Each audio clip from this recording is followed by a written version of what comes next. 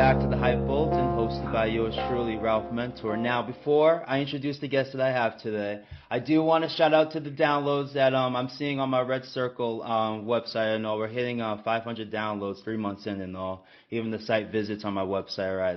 We're hitting 2,000 in 3 months. So shout out to LikeEagleLLC.com. Please go visit the site and all. That's where you'll find the podcast and all too as well. I got some featured events and some links too as well. I got a guest too as well as a writer. There's supposed to be 2 Bills fans today, but we got a scheduling issue unfortunately and also. Scheduling issue that he's a Hey, not yet. But that's how eccentric this guy is right now. So let me give him a little introduction. Let me find my script note. But like I said before, it's supposed to be 2 Bills fans. We only got one of them, of course, a scheduling issue that he'll pertain to, I'm pretty sure, too, when we get into it.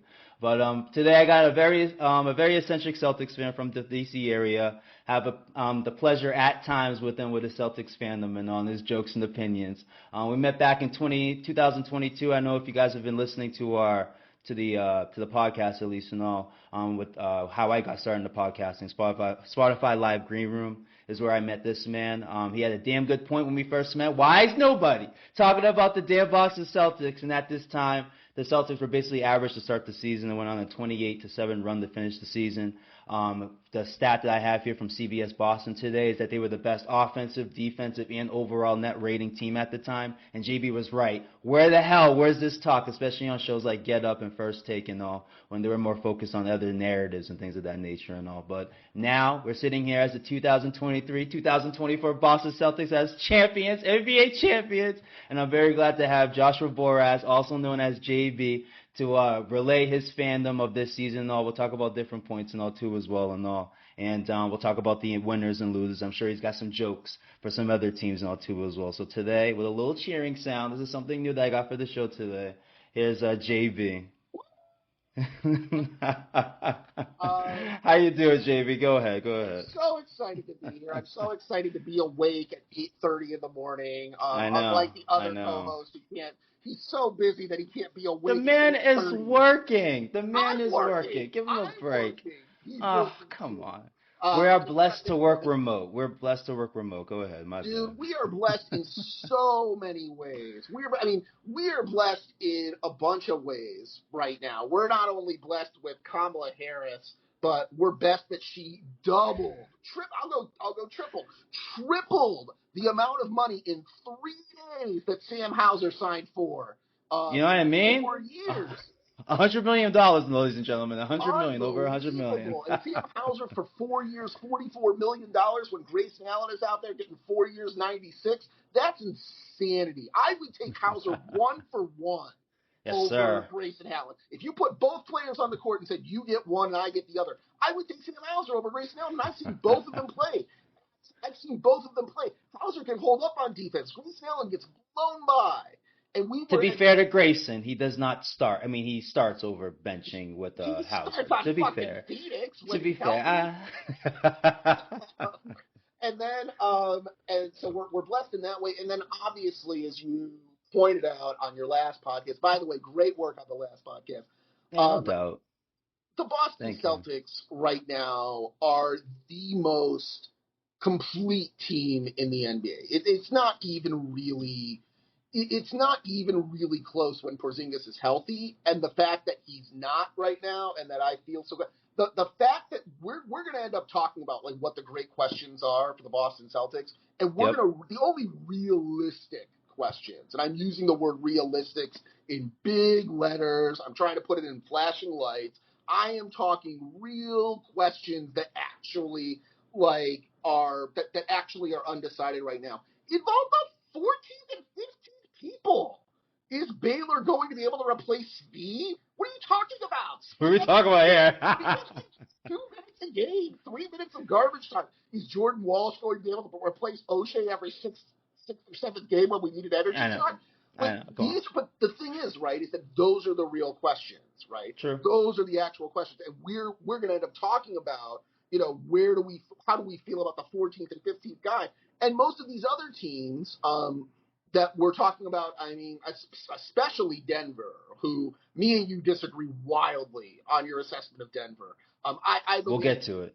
Yeah, we are going to get to it. But, like, I believe you have legitimate questions. I believe you have serious questions about their starting lineup losing KCP.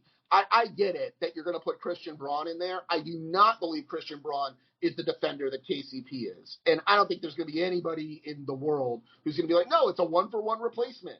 And the fact that they're just going in like that, to me, it gives you big concerns. I think it's big. But I was all about, before we get into it, I want to just commend you for the amount of attention and gravitas you gave in the loser section to the Philadelphia 76ers. Absolute far losers. Ever since Reggie Jackson, they are the biggest losers of a franchise that I have ever heard. Let's get into it. I'm excited to be here. How you doing, man? I'm good. Now, I appreciate you going into these other teams. We're going to say that for the second half. We'll see how long I go. I do plan on being here for an hour, but JB does have some, he has his things at least. I cleared my schedule for this. There we go. Here we go. All right. He basically has co-hosting duties in this show, he can take this wherever he wants, But first off, let's talk about the season, though. I know how you felt going into the season and all. You know how I felt about the evolution of Jaylen Brown and all. But the way, you know how I felt. That's why I wish Ben was here, honestly, because I was going to give you guys credit, honestly, because for him to turn out to be the the Eastern Conference Finals MVP, Finals MVP, and all, really be the leader, voice-wise and honestly play-wise, when you look at the scoring numbers at least and all, fair to betting monster at least and all. But I just want to have on recording basically your feelings throughout the beginning to the season with the Drew Holiday trade and all, how you were feeling throughout the quarter half, mid half of the season from what I was hearing through my text messaging and all too as well, and then them carrying it on to the postseason. We know how laissez-faire the team got going into the March and April games and all, which is understandable. 10 plus, 10 plus lead on the Eastern Conference, another 5 to 6 on the Western Conference, or best teams in the Western Conference at least and all. So once again, I just want you to go off, see how you felt going into the postseason at least and all, and then we'll talk about how the postseason run was. No, you're right. We should start at the beginning. And at the beginning, of course. At the beginning, when they acquired Drew Holiday, I strongly felt this time. I still feel this way. They had the back, and it proved out to be right. It proved out to be right at every critical moment of the season. You were going to have to beat this team from the forward or the center spot. There was a 0% chance that it was going to be some point guard. It was never going to be Damian Lillard. It was never going to be Tyrese Halliburton. And I know, because he's one of your favorite players, it was never going to be Jalen Brunson. I know people are saying, well, what if?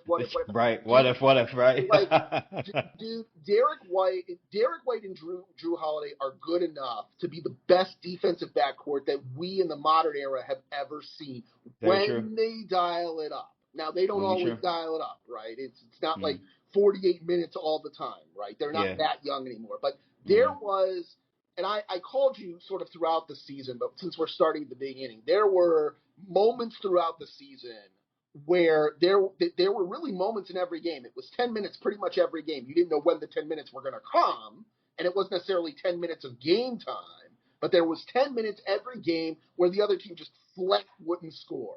It just didn't matter what was going on. It didn't matter what your game was, because of the pressure that Drew Holiday and Derek White would put on the primary ball handler, whoever that was, right? Whenever they decided to man up and be like, look, it doesn't matter if you have two guys who can carry the ball up the floor. We got two guys who are going to defend that action all the way up the floor.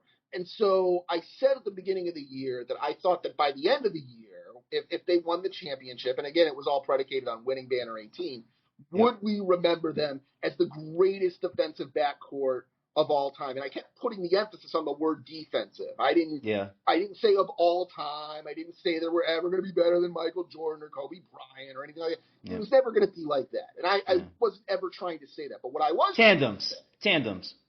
Yeah, but what I was trying to, well, not only tandems, but tandems on the defensive end. I was just defense. Isolating it to the defensive end, because I knew they were never going to light it up artistically the way some of the great players I just named were. But defensively, the way that that Drew Holiday and Derek White teamed up to just completely and utterly neutralize players throughout the regular season, and then in the playoffs, I don't care what anybody says, what they did to Tyrese Halliburton at half court, and I know that Drew Holiday gets the credit because he's the one who got them cornered, but dude, he didn't have an outlet to throw, and he didn't have an outlet to throw. Aaron Nemhard was fucking blanketed on the backside of that play by Derek White. And, like, that kind of bullshit changes the entire series. That's the difference between winning by 2 or Jaylen Brown getting the last shot and, like, losing by 2 on, like, a heartbreaking, like, layup where you give up something on the back door. And that shit happened all playoffs. It happened everywhere because there is no individual guard out there. Nobody. Zero for 32 that can beat those two players together, like, by himself. It just out loud doesn't exist, right? Those two combined are greater than any one individual guard. So I said from the beginning that you were always going to have to beat them from the center and forward position, that it was never going to be that way. And we get to the Jaylen Brown thing because me and Ben Gruner, by the way, is the guy who's supposed to be awake at 8:30 in the morning because he's so big. No, don't do that to him. The man's a tennis guy. The man is helping out some people.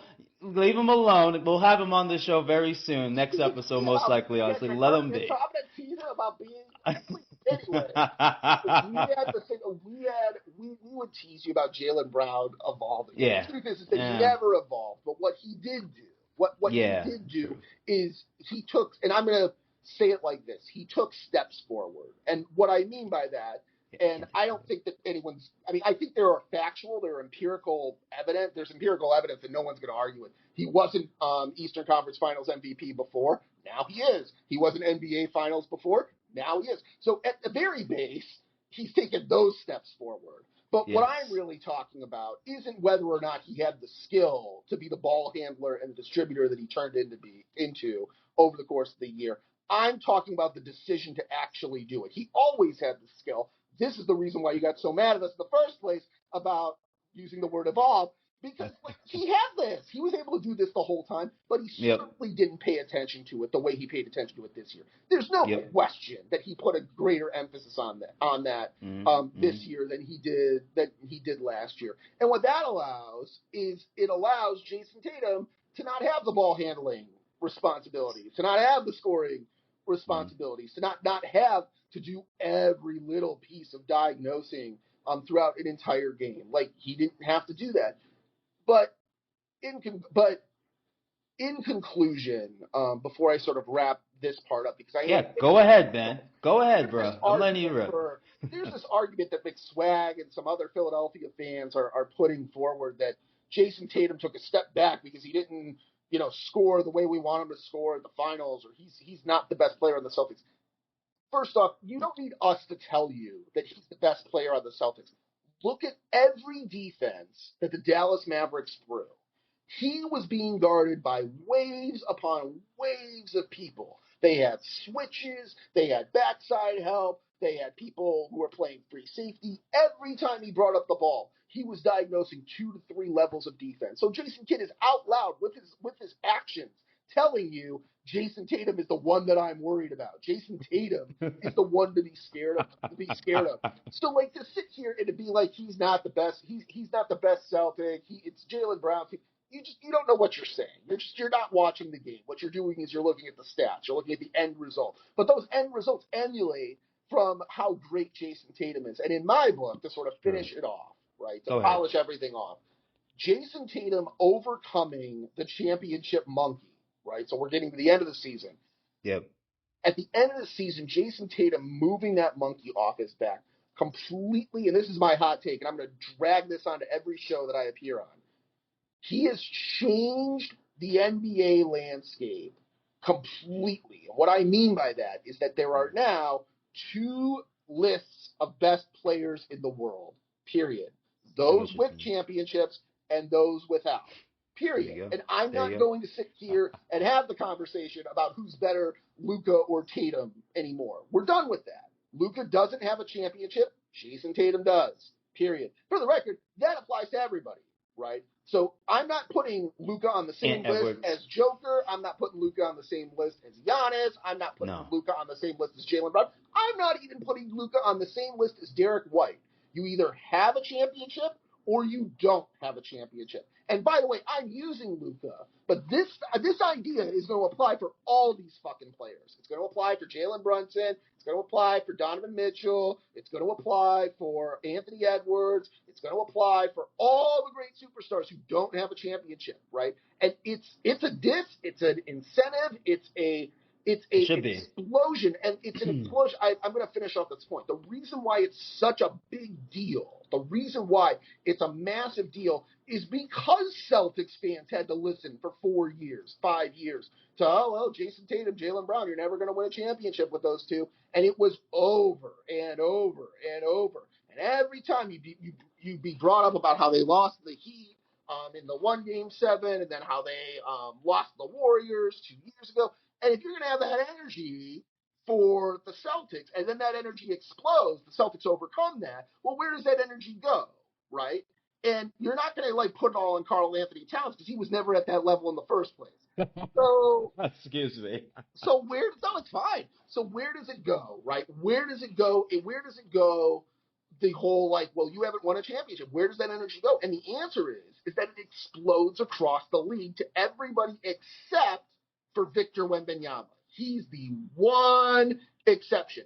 Everybody else who hasn't won a championship, all of that energy now falls on you. And the reason it falls on you is because the Celtics kept that team together. Because the Oklahoma City Thunder, who, by the way, I agree with you. I think they're going to be number 2, and we're going to get to them in a second. It's because there are these other great teams that are out there that still need to do it, right? And so all of that, energy is on Shai Gilgeous-Alexander's shoulders. All of that's on Luka. All of that is on Paul George in Philadelphia or Joel Embiid, right? It's everywhere. The only person who gets the exception is Victor Wembanyama. And in conclusion, you're looking at it next year. The fact that we started this show saying, well, I wonder if, Baylor Shireman's going to be able to replace Speed. Is Jordan Walsh going to be able to replace the energy that O'Shea Brissett? Like, that tells you everything you need to know about where Celtics fans are. Like, how can you get stressed about the 12th man? Like, you're making a real effort to make it interesting. And I keep forgetting about Jaden Springer. I forget that he's even on the team. Right. That's a good point. He's still there. They're so fucking stacked. Let's hold this up. Let's hold this up for a little because. Let me jump on some of the points that you brought up because they're good points. Sure. I wanted to keep it regular season before we talk postseason, and then obviously with the other teams and all. But good point about the backcourt and all with Jrue Holiday and Derek White. We're looking at somebody in Derek White who wasn't even the top 100 ESPN list going into the season on. It's ridiculous. Now look where he ends up as an Olympian, I should say, and hopefully as a gold medalist too as well. But look at the range. I mean, it's they play. Well, he's not gonna get played. He's gonna get a gold medal if anything. But again though, to your defensive backcourt point, because to your point, you're bringing up the defensive like the Ron Harpers and the Jordans just to really try to keep it backcourt and all too as well. And they essentially did that too as well, especially what they did in the postseason. So I wanted to give a shout out to the Derek White and Jrue Holiday point. To your Jaylen Brown point, the evolution though, you didn't say that with me when we were speaking at least, because that's what I was trying to bring up at least, that he did have the ability to do it. Ben would make a big point about his stretches of the assist that he had earlier this season. I would show him late in March. He had the same thing in the 23 season and all before they started in the postseason. But even prior to that 22 season went on that crazy run at least. It was always there. I attribute the teammates that they added, especially Kristaps Porzingis, when you're replacing him with Marcus Smart, who's been inconsistent, either with his shot making or shot taking, with his decision making all too as well. When he has 10 assists in one half of a playoff game and then has 0. I think Jrue Holiday had 7 in the first half and then had 3 assists at least in the second half. So that's the consistency offensively that guys like Jaylen Brown are playing with compared to Marcus Smart. I'm not even trying to dig up Marcus Smart and all, but I think it's just more how you're seeing it in their offensive numbers throughout the year and how more efficient, consistent and efficient how Porzingis and Jrue Holiday are. Jrue Holiday was a 2 option with the Milwaukee, ended up being a 4 or 5 option here, and was able to step up and really stepped up in the postseason and all. So I do appreciate the Jaylen Brown point too as well, the evolution, the more emphasis into that too as well. So those are the 2 things. With Tatum too as well, I feel like I want to bring up more about his postseason run, more about his regular season run, honestly, because I feel like his -3 in his total points and all kind of hurt him with his MVP consideration, when I thought the main argument for him should have been best team on best player, but they took the lack of postseason success, which I'm seeing postseason success when you've been to 5 Eastern Conference Finals in your 7 seasons and all, but they're looking more into the context of the games, like the Game 7 hurting his ankle and all. I think that's the only game I can really think of, and then the finals, obviously, against the Warriors and all. So Tatum being at the top of the key, setting up the offense a bit more, honestly, where Jaylen Brown can do his thing. Kristaps Porzingis is at the top of the key, honestly. That is a part of his best player in the league. When we're anointing a certain player in Minnesota throughout the playoffs, and we'll get into the playoffs and all, but just to the Tatum point and all, where he had the opportunity of setting his team up and all, but was unable to get a pass out. And you can see in the Olympics, too, as well, with his turnovers and Ian Edwards and all. Jason Tatum, when he didn't score in the finals against the Warriors, he struggled all over the place. When his shooting numbers weren't there, at least in the first 2 games against the Mavs, you saw the 3-point barrage get going in the first half. You saw Drew Holiday go 9 for 9 in the paint, and 6 of the 7 passes were from Jason Tatum and all. So that's the part of the point I would think JB was on, where that's the part where even though Jason Tatum is known for being a scorer, there were other facets he was pretty damn good on. And I'll give Celtics Twitter damn good credit of that he had to guard the center of the Dallas Mavericks in the finals too as well. So we're giving Drew Holiday credit for the defense. We're giving Jaylen Brown credit for 94 defense on Luka. Where's the same credit for Jason Tatum too as well? I get he's the star player and the scorer and all. So I wanted to jump, at least in the regular season, at least and all. That's what Jason Tatum was doing before I started bringing up the postseason. I'm trying to keep it postseason. JB's putting his hand up. Go ahead. Go ahead. Yeah. Very quickly, just to add to that point, right? Go ahead. Yeah. You asked where is the credit for Jason Tatum, and I'm going to tell you where that credit was. Nowhere. That credit was nowhere to be found because Daniel Gafford was nowhere to be fucking found. Okay. And first 2 games of the series too. But everybody needs to remember that more than maybe anything else that I say all year long, right? And I'm hoping to be on this show more than once. But, like, if you remember nothing else, of course, right? Yeah. The next time Tim Legler gets on his high horse about how great Daniel Gafford and P.J. Washington are, just remember that they played for the Wizards and the Hornets. Settle down, man. And, like, to sit here and to be like, first off, Jason Tatum, well, so see, I have more to go, but I needed to interject when you were saying, where's the credit? Go ahead. For Jason Tatum?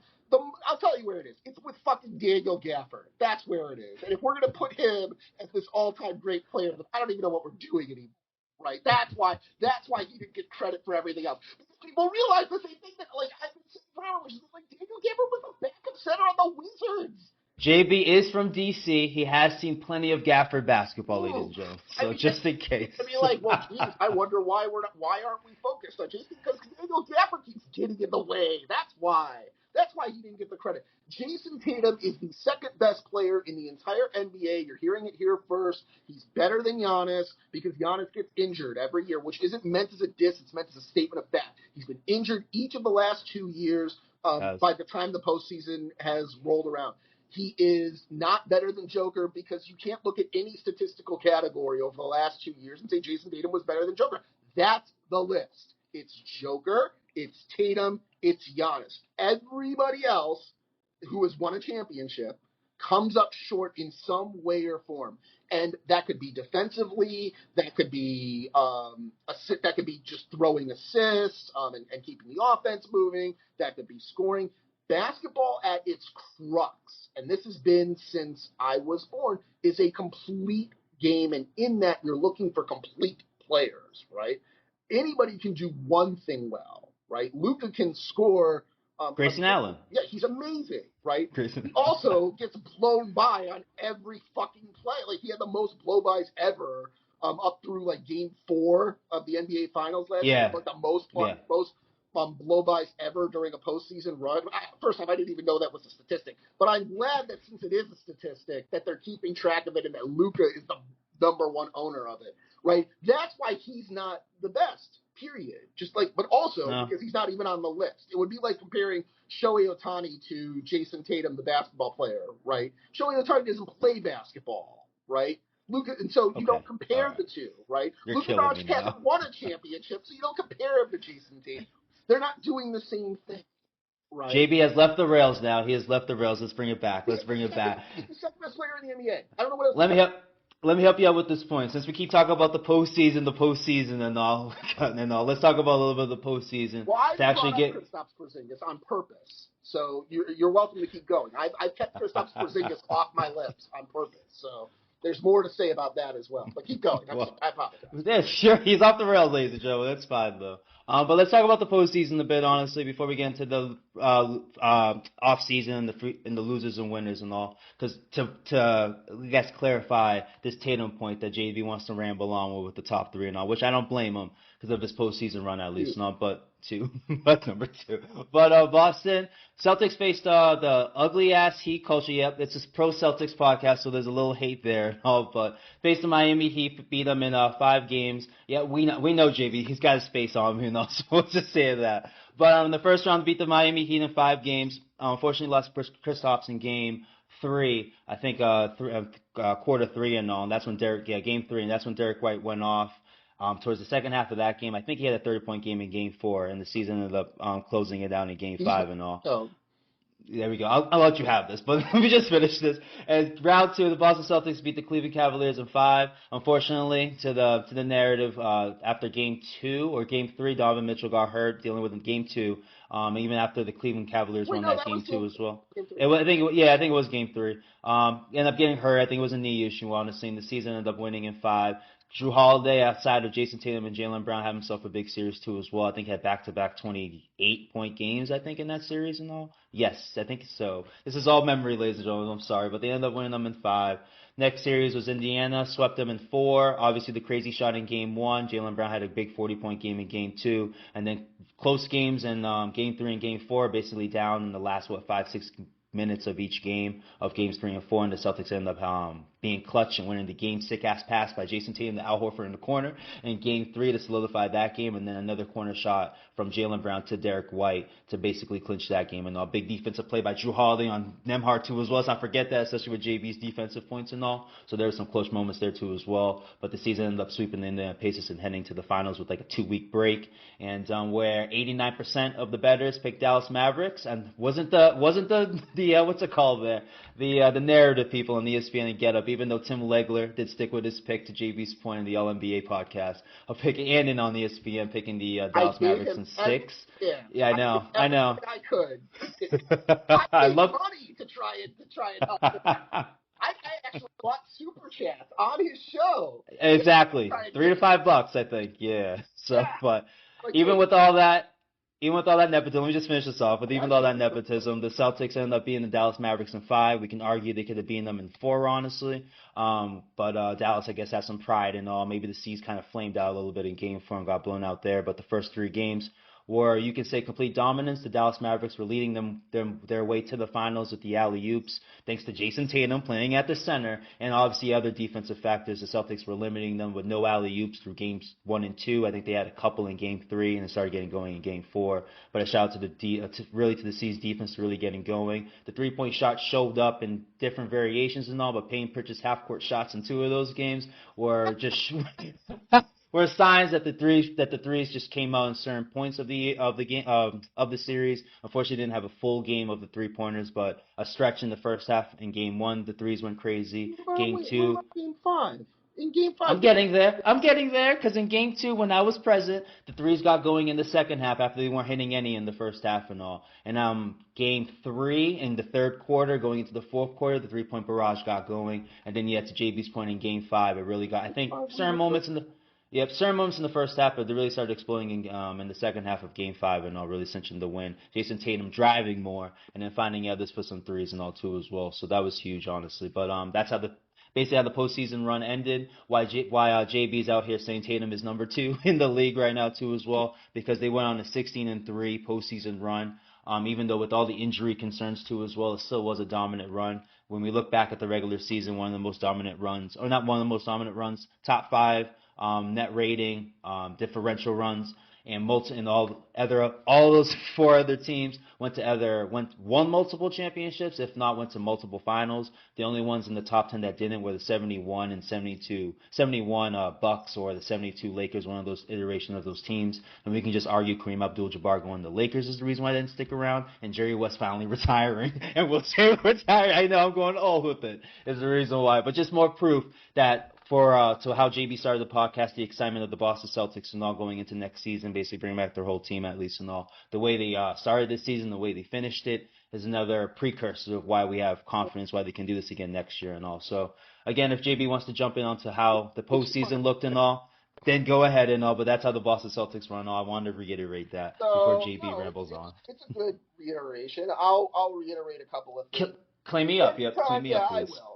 Anytime he thinks that the right answer to guard Kristaps Porzingis is Terry Rozier, you're out of it, right? Hero. I think it was Hero. Rozier didn't play. Terry Rozier. I'm talking about you're in the middle of the season. You're looking to make a big acquisition. You're looking at the Celtics at the top of the conference. You're looking at Kristaps Porzingis, and you're definitely looking up at Kristaps Porzingis. He's 7'4", right? And you say the right decision here is to get a 5'10" guard.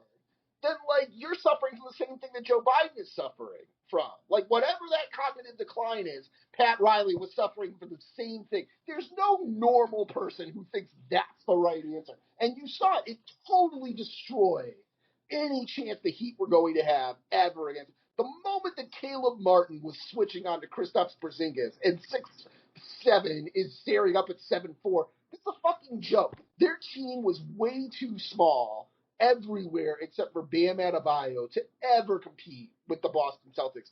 And yeah, they lost. If you're on the losing end of the third most three-pointers ever taken in a playoff game, then you're going to lose, right? I know it was a franchise record for the Miami. Yeah, franchise record for Miami that game, so that's why Game 2 was a loss. But it was the third most made threes ever in an NBA postseason in Game 2.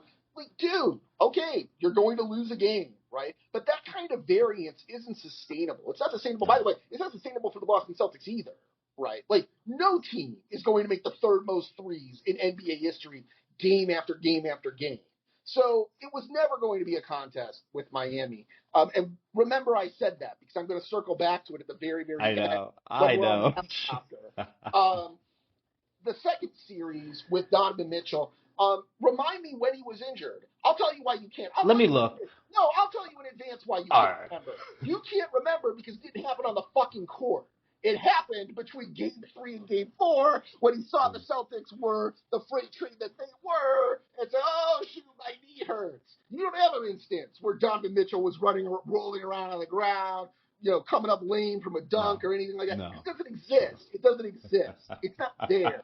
It's not there to find. You can go through the video footage. It wasn't there. He saw that the Cavaliers had no chance, and he took the Jimmy Butler route. Okay, he just took it in Game 3 in Game 4 instead of in the beginning of the series. Game 3 was the last game that he played. Game 4 was the first game that that he missed at least. So Game 4, Game 5, he was there for Game 3. We kicked his ass then.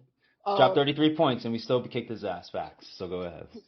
And then in the Indiana series, that series was actually competitive all the way through. I mean, yes, it was.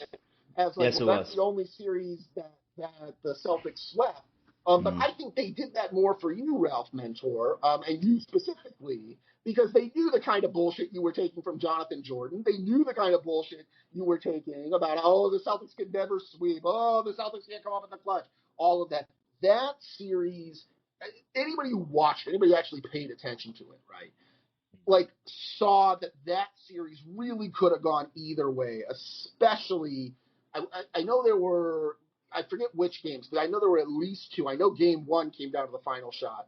But I could swear that in Game 3 and in Game 4. Game 3 and Game 4, yep, they were close games. It could have gone either way. They could have lost. They had the lead. They had at least a 5 to 6 point lead with 5-6 minutes left in both Game 3, Game 4. And you got so people for Indiana, Windhorst pulling the Jonathan Jordans, where they're like, they should be down 2-1. Shut the fuck up, dude. They were down 3-0 because those clutch moments, those games that can be decided by one bucket or two bucket, that's something you're looking for. If you're going to give Steph Curry all the credit in the world for all of his game-winning shots, you better be willing to give it to Jalen. Let me interject real quick, because it's a point that we didn't bring up about the regular season and all, and to your point about winning close games and all. The C's were questioned about winning clutch games all regular season.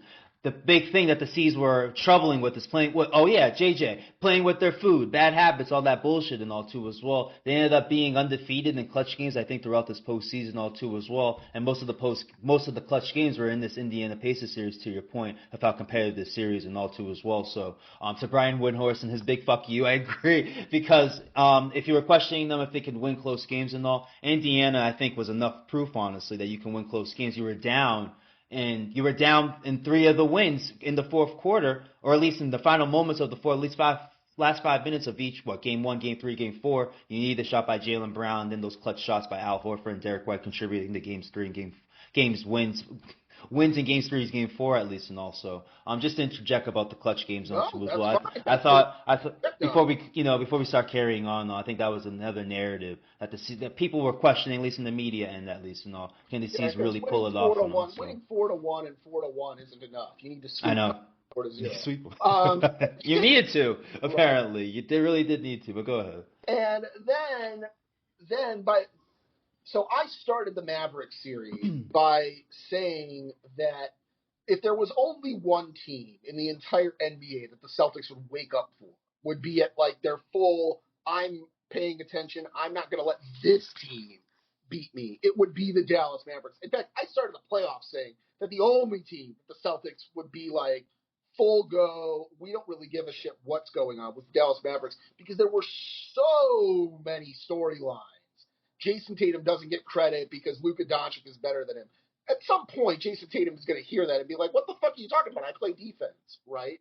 Jaylen Brown about his whole finals nonsense. Kristaps Porzingis got kicked off of Dallas. Like, there were so many storylines. They were never going to be asleep for Dallas. Kyrie Irving.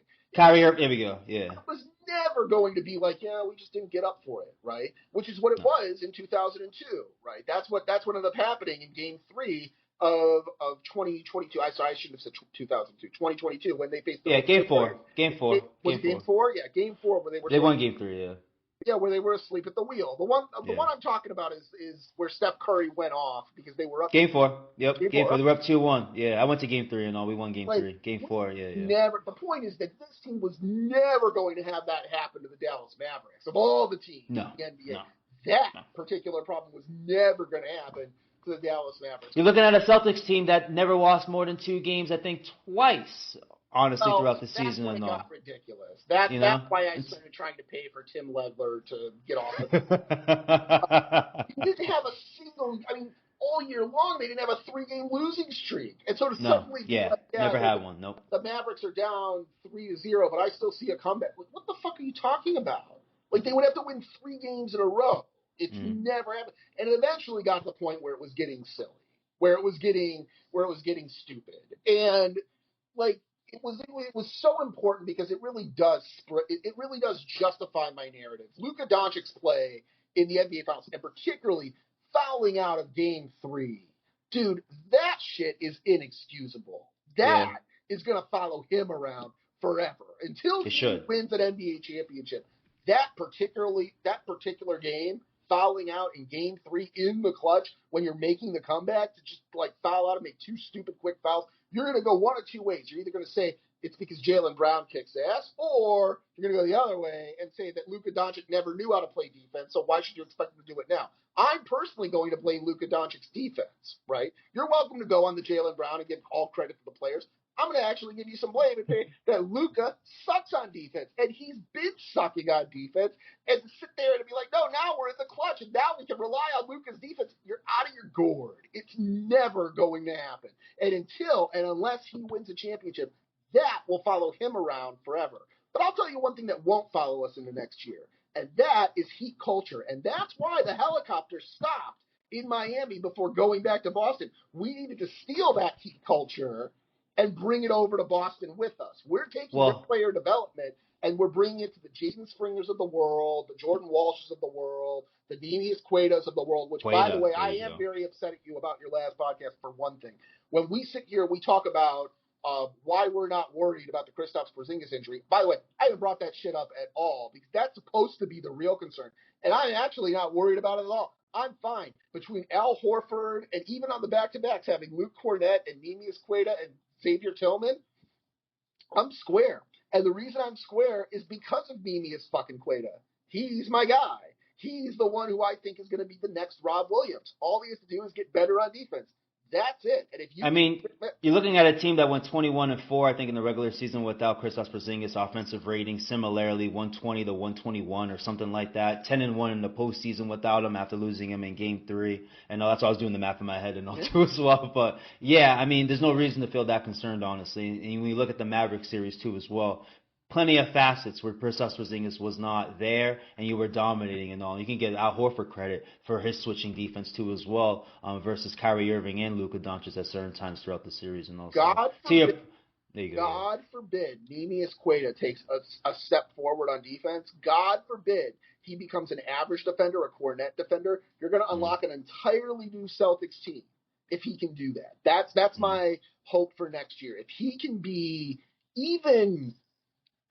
even be Cornet level at defense, right, he would make a wild difference on the offensive end. Those lobs that we throw for Cornet, Queta's going to come down with those 100 out of 100 times. Queta's going to come down and dunk those 100 times out of 100 times. And the truth is that Queta is much more athletic than Luke Cornet, but Luke Cornet is very solid. And so, can Queta take that step forward? I don't know the answer for the record. I don't know the answer for the. Yeah, it's more on playing time, if anything. But the fact that I'm talking about my 11th man and being like, oh well, I wonder if Queta can take a step forward. That should tell you all of the worries I have for the Celtics. He's number 11 on the fucking depth chart, Queta, and I keep forgetting about Jaden Springer, and then my 14th and 15th guy. That's the point. My 14th and 15th guy. So I said Queta's 11, Springer is 12. What, Walsh and Baylor are 13 and 14? I don't even know who my 15th guy is Porzingis when he comes back. It's open. It's open right now. They have an open roster spot again. Oh yeah, they have the open roster spot. I hope Drew Peterson, justifies something. Anyway. He's a two-way. He's a two-way. So we don't have to worry about that. Okay. Sure. But yeah, I'm over the moon. I can't say enough good things about the Celtics. It's been a wonderful offseason. It was a wonderful postseason run, and I think they're going to continue it. The real question is, who do you think is going to be the real challenge for the Celtics? Great lead up. Yeah. Before we did this lead, I wanted to shout out Jaden Springer. This is a 21-year-old player. This is going to be his 4th season in the league. C's picked him up in a trade last year too as well. Interesting young cat. Can play defense and all too.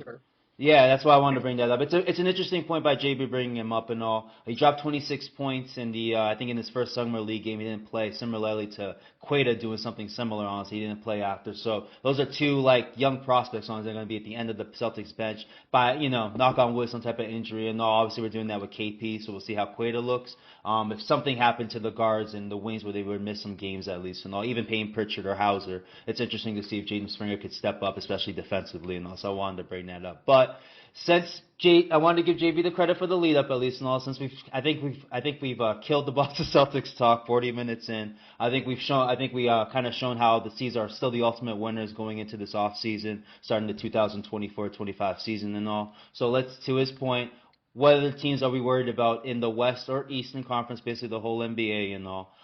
With the last show that I had to start the NBA free agency winners from the free agency and the draft too as well, because one of these teams did improve through the draft. Some people will be surprised to feel that, but I think this team really improved from the draft in Minnesota by picking up Dillingham and Terrence Shannon. We've made fun of Ant Edwards and his passing, or at least I did. I know JV did a little bit with that with his lack of title now, but with his lack of passing, lack of playmaking, especially in the Western Conference Finals against the Dallas Mavericks and all, where he really looked confused when he couldn't pass the ball out of a pick and roll basically, or a pick and pop basically, and nothing else to do. To have Terrence Shannon and Rob Dillingham basically have some at least shot creation for them too as well, where the pressure ain't on Edwards to open up the floor a little bit more. I got to put Minnesota as winners, especially when they're tops in the defense all season. I wasn't buying in first quarter of the season. JB, to his credit, was on the Minnesota bandwagon before the season even started, honestly. And they continued through playing well defensively. They figured out some things offensively, not great, but enough to carry them to the Western Conference Finals. So for that, I got to give them credit. And they only lost Kyle Anderson, who really didn't give them much. offensively at least and all. You lose a little bit defensively, yeah, a little bit. You lose a little bit defensively because of the size. You lose a little bit defensively, but they have so many bigs and wings, honestly, too, as well, and Edwards is a big guard. It's not going to hurt too much, honestly, especially if you add Shannon and Dillingham you should buffer up, if not bolster up, your offensive capability, honestly, from the guard position. So I got to put Minnesota there. These are quick winners. JB will jump upon those, and I'm sure he has some other names. You want to start with Minnesota? Go ahead. All right, go ahead. I know OKC's your favorite and all, that's why, but go with Minnesota. Man, I appreciate that they have shot creation, but, like, the game is so much more. And when I look at the Western Conference, I mean, look, I agreed with your overall take that you made on the point on the last podcast where you said that the Minnesota Timberwolves were built to beat the Denver Nuggets and that they definitely found themselves lacking against Dallas. But you could make a case that Dallas was built to beat the Minnesota Timberwolves. And true. Very true. If I'm going to sit here and be like, Mike Conley is older than I am, and I'm, for the record, 43 years old, so he's not quite as old, but he's right there. Me and him are going to be getting Social Security checks at roughly the same time. The idea that he's going to be better 1 year later, now that he's like older against a younger Dallas team, and that Dillingham and Shannon are going to be able to run the point when Conley isn't there. I'm not so sure they are yet, which doesn't mean that they won't be. It means that I don't have any evidence to suggest that these guys are going to be lockdown defenders at an NBA level. It is true. The reason why I'm saying that, I'm mouthing, are you sure? Are you sure? That's why I want to do Minnesota first. But neither are you. You don't know if they're going to be. I am. Because sure that they're going to be able to play defense at an NBA level. Yes. Now, I guess a little debating is about to start on the podcast right now. Because this is why I'm happy I brought up Minnesota first. Because of the next team. OKC is the darling of the free agents. You want to stay in Minnesota? Fine. Because it's part of the point of why I want to bring up OKC next. But go ahead. Finish your point at least. I'm going to sit here and be like a 170-pound guy is going to be able to play against Luka Doncic and Kyrie Irving, which is what Ron Dillingham is. You're going to have to show me that you can stand up on defense as a rookie against the top teams in the West in place of Mike Conley. I'm not there yet, which doesn't mean I won't get there by the end of the year. I'll get you. But I need to see it. His body type to me does not scream. No. It screams Bones Highland. No offense to Bones Highland, but like it screams like I'm not. It screams I got to put on some muscle. I got to put on some weight in order to hang with these big guards. Right now, that's my concern. That's my concern with Minnesota is what happens when they face a guard-heavy team, right? A team where everything is built all the way through the guards. And by that, I mean Kyrie Irving, Luka Doncic. By that, I mean Jalen Brunson, Dante DiVincenzo. By that, I mean any team that has the guards scoring as the primary sort of focus. Now, do I believe they're built to beat Denver? Fuck yeah. Any team that's big, that relies on its bigs, that relies on its I began the show by saying that the Boston Celtics were only going to lose if you could beat them from the forward or the center position. Reverse with Minnesota. You're going to have to win by beating their guards, right? You're going to have to win by being offense versus their defensive capability of guard. And so when you say, well, Kyle Anderson didn't really bring anything, the bottom line is that Kyle Anderson brought the height. Whatever else you want to say about him, he brought the height, brought the versatility on defense. Yep. So when I'm in an actual playoff scenario, not a regular season scenario, when I'm talking about playoffs and I'm saying, all right, we're going to match this guy with this guy, that guy with that guy, the fact that you no longer have that Swiss Army knife and that you're relying on two rookies and you're relying on them primarily for shot creation, it's a much, much less version of the same problem you were telling me of Damian Lillard last year. It's much, much less, right? Because it's Kyle Anderson to Ron Dillingham, but it's still like, okay, you add it to your offense. Are you going to be able to sustain your defense? And that's where I'm at with Minnesota. So I don't have them as a contender, but that's where I land. Where do you land on my problem? You're good. I understand the problem that you're relaying and all, and it's fair points, honestly, with the size thing, too, as well. I do think Minnesota has the defense to keep to be fine even without Kyle Anderson, in my opinion, too, as well. He's not even a starter. You still got Naz Reid there. You still got Neil Alexander-Walker there. You still got size there. I'm not really concerned. And Edwards, again, is a big guard that you can put at the wing, honestly, if Dillingham and Shannon work out. The reason why, though, you have to be excited about it for Minnesota. When you look at Dallas with their rookie and Derek Lively, when you're looking at the next team we're going to talk about in OKC, they relied on Chet Holmgren and J-Dub basically, Jalen Williams, to carry them into where they are. You've got to look at the youth movement in the West. Keegan Murray is going to have we're going to talk about it with Keegan Murray, who's over with the Kings, I hope. At least, no, I'm sure, because I know you're excited about it. But at least the West is on the youth turn, honestly, especially as the contenders, honestly. All the top teams, honestly. Even Denver's going to be relying on Christian Braun over KCP right now. Does it work? We're going to talk about it. I'm not sure. But that's why I have some optimism with Minnesota. That defense is going to stay the same. You really needed guys like Dillingham and Shannon to really create and all. You couldn't rely on Mike Conley, your point, at least and all. He's got more head than Anthony Edwards, but the age is killing him, at least and all. And obviously, Anthony Edwards has a youthful exuberance, but his head in between the noggin is not there yet at 22 years old and all. You need more. You may not get the playmaking that you may need from Dillingham and Shannon, but you can't tell me, especially with Shannon, 23 years old and his size at least and all,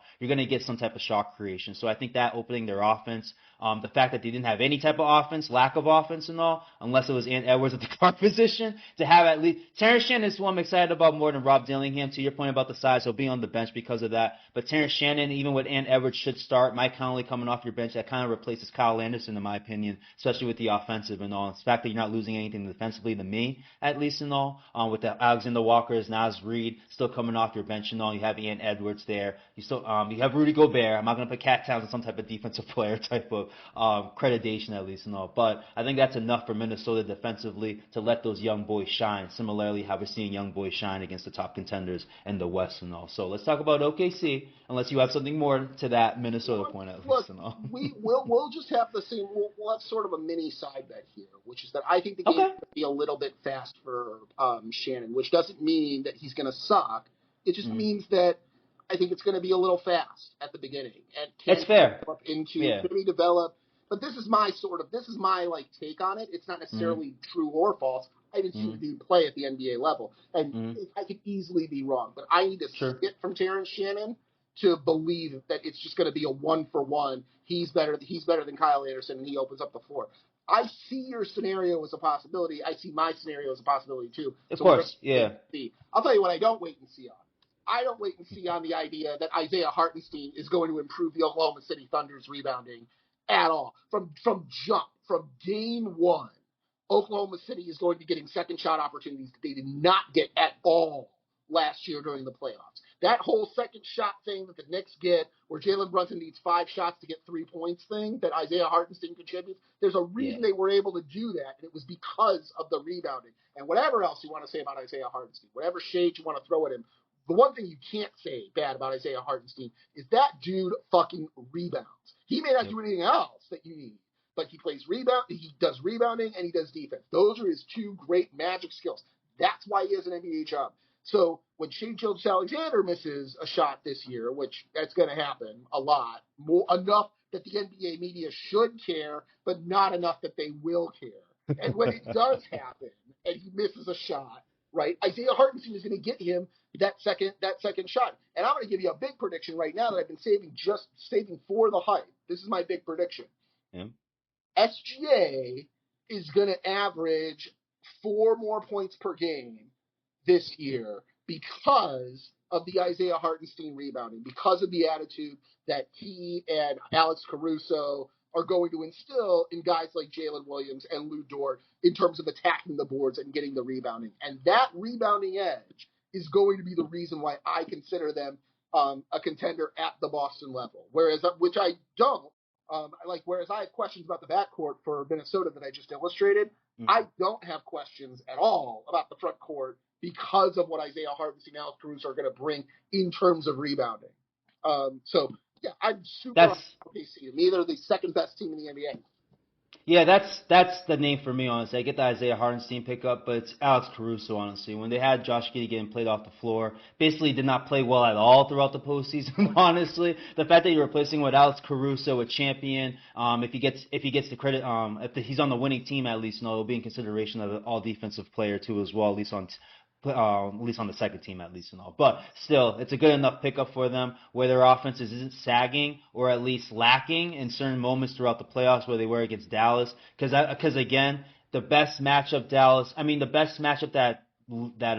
that's similar to Boston that Dallas faced in their postseason run was obviously OKC in the second round, honestly. And OKC just lacked the offensive capability the C's have. I don't think anybody can touch the C's offensively, but having Josh Giddey being played off the floor when he was basically your starter 100% through the season and all is not going to help your offense in tough, intense situations in the playoffs. The fact that they replaced him with Caruso, honestly, is the reason why I'm high on OKC this year. Jay Williams and Chet Holmgren got their experience too as well as young guys. Jay Williams as both guys year two. Chet Holmgren just playing his first year on us, and he goes as deep as the second round. So it's hard to look at their lineup, check and shoot the three. What's their four there? You got Lou Dort. I'm not saying he's a three-point shooter, but he's going to shoot there. He had some good games in the playoffs too as well. You added Caruso. You got Shea Gilgeous there at the point, and obviously J-Dub as your two and all. It's a pretty damn good lineup that can switch and all. They can guard. You were worried into JB's point about Isaiah Hartenstein. Now you have a guy Isaiah Hartenstein off the bench. You can even start him too as well and have Lou Dort come off the bench too as well. You're a shit ton more versatile than you were last year and all, and you had a pretty damn good run. Shea Gilgeous-Alexander is a guaranteed 30-point per game scorer. And to JB's point, you got to give him that too as well. Isaiah Hartenstein is going to catch a miss here or there. That's only going to help Shea, who's basically their offense at the top of the key. That's what he does. He's the king of the mid-range too as well. He's going to hit that mid-range shot too as well. 15 times out of 20, and he's going to hit that mid-range shot. The fact that you have Isaiah Hartenstein now as an extra body, either you want to go double big, you may have to, facing your Denver Nuggets and your Minnesota Timberwolves, which you'll be better prepared for, or if you got to play more guard style lineups against Dallas again, you're better equipped Caruso and all. So that's why for me, OKC is by far the best winner in the free agency outside of Boston, because from what I said in the last recording, Boston's in their own island. But I think OKC, maybe Minnesota, are in an island of themselves right now, right behind Boston. But OKC, I think, is by far there because to JB's point again, no rookies are going to be on their roster. No, there's no questions. As long as everyone's healthy, they're going to show up, give you 50 to 55 wins if it's a special year, 60 wins and all. So back to JB. Do you have anything more on OKC after that point, at least? We can save it for future shows. To me, they are the second best team in the NBA. They are one of three teams. And you know the third because we've talked, but they're one of three teams that I believe have a legitimate, you actually could win a championship if everybody stays healthy, shot at winning a title. It's the rebounding for me. It's the rebounding. The whole thing is the rebounding. I know that it's supposed to be more difficult than that is, and to me it just isn't. It just flat out isn't. Like, you didn't get rebounds against Dallas, and you didn't get them because Daniel Gafford and Derek Lively Jr. were able to play together, and the only guy big enough to sort of hang with them was Chet Holmgren. Now you have Isaiah Hartenstein. So the next time they trot that lineup out, you have Chet Holmgren and you have Isaiah Hartenstein battling for boards with Daniel Gafford and Derek Lively. That gives you the edge in my book. And to that point too as well, OKC allowed PJ Washington to have a 27 and 29 point game in back-to-back games, honestly, because Giddey was getting played off the court, and whoever was guarding him was basically trying to figure themselves out. Whoever it was, could have been Cason Wallace, Isaiah Joe, whatever. And you have those type of players coming off your bench too as well, who are pretty damn good at the three and can play some defense too as well. So again, to the OKC point, you really gotta like them going into it. I'm not sure if JB's still here because I'm seeing the camera went out. All right. The camera went out. I wasn't sure. No, I'm not. Now, for some other winners, let's go to the Eastern Conference for a moment now because the New York Knicks made themselves a big move. Traded 5 picks. I don't know if they were first round picks, but basically gave up their draft capital to pick up Mikal Bridges and to Tibbs overplaying guys, at least and all. I think it's a decent move to rely on the guy who hasn't missed an NBA game throughout his whole career, that now he's going to be playing with Tibbs at least and all. That's a guy to rely on compared to who you have in OG Anunoby and Jalen Brunson always failing out, or at least giving out towards the end of the first 2 seasons with Tibbs at least. So I like that move for the Knicks. They basically solidified their starting lineup. They can have Anunoby, Randall, Mitchell Robinson, Randall, and have Anunoby at the 3, Mikal at the 2, or Dante DiVincenzo, Josh Hart. They have a whole bunch of players there now that people are getting excited about, especially New Yorkers and all. But that's basically their big move and all. We'll see if Mitchell Robinson and Julius Randle can stay healthy throughout the season. I would really like their prospects if they do and all. And we're just talking about right now if everyone's healthy at least. So that's why I got to put the Knicks in the winner bracket right now. Again, their big move is Mikal Bridges. We're not making any big stick about that. There's nothing more they did there. But based on their run, their Jalen Brunson getting hurt, obviously Julius Randle missing half of the season in the postseason, Mitchell Robinson coming back in the postseason, getting hurt again, losing, I think it was Bogdanovich, if it ain't the Bojan Bogdanovich, whoever it was, losing him. But they ended up trading him for Mikal Bridges and all too as well. So see how JB feels about the New York Knicks being in the Eastern category against the Boston Celtics and all. I'll tell you right now that we disagree. Again, I think that they are the third team. I do make a big deal out of the Mikal Bridges thing. I think it's a massive upgrade on what they have, if for no other reason because he's healthy and OG Anunoby isn't, right? And that statement that I just made, if you think I just mean at the beginning of the year, no, I'll mean it at the end of the year, and I'll mean it in the middle of the year too, right? Mikal Bridges is an Iron Man in the mold of Jason Tatum, in the mold of Jaylen Brown when we're talking about health, when we're talking about playing games, period, just being on the floor and being valuable. Mikal Bridges is there. He's always there. Now, that doesn't necessarily mean he's always good. It just means he's always there, right? He's always on the floor. On the floor, yeah. You're adding that to you're adding that wing depth because what I think that's going to do, it's not going to start this way, but I think it's going to end with the idea of, I think what they're going to try and end up doing towards the middle of the season, maybe towards the end, is just playing Mitchell Robinson completely off the floor and going with 4 wings and Jalen Brunson. That to me seems like their best chance at winning. You're going to have Josh Hart. You're going to have OG Anunoby, you're going to have Dante DiVincenzo, and you're going to have Mikal Bridges, and those 4 are going to surround Jalen Brunson. And it's going to give you a lot of versatility, both defensively and offensively. Now, you can beat that by simply being big and dunking on their heads, right?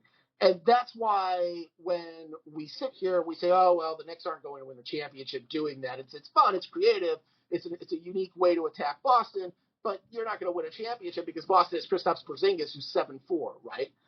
But if Kristaps Porzingis is injured, or if Joel Embiid is injured, or if but you're not scared of Jonathan Isaacs in that way, right? And you're not scared of Jarrett Allen in that way, right? You're scared of the 2 guys I named in the Eastern Conference. The 2 I specifically named.